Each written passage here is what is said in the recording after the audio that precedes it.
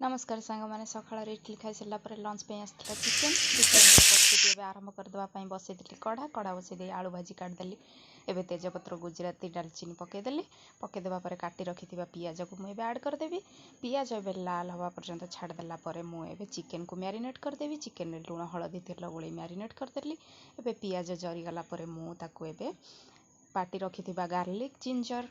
आउ मिर्ची को पेस्ट कर रखि पेस्ट को एबे ऐड करदेली ऐड करदेला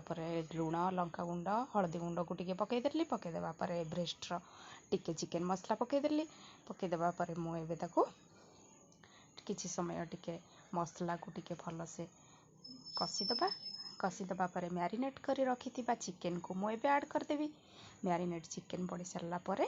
चिकेन को एबे टिके कसीबा चिकेन टिके भल से पानी छाड़ी जावा पर्यंत कसी नबा मुझे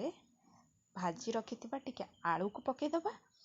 चिकेन टिके आलू पड़े तो भल लगे चिकेन टिके भाजी रखि आलू को पकई टिके समय आउ टिके कसीदेवा कसी देकी मुझे कौन करी पानी देदेवी पानी देदेवा किसी समय घोड़े की छाड़देवी से फुटीगला हो चिकेन आलू तरकारी देखो चिकेन करी लुक आम लंच रे खाईदेलु लंच रे खाईदेवा उषुना भात सहित चिकेन करी।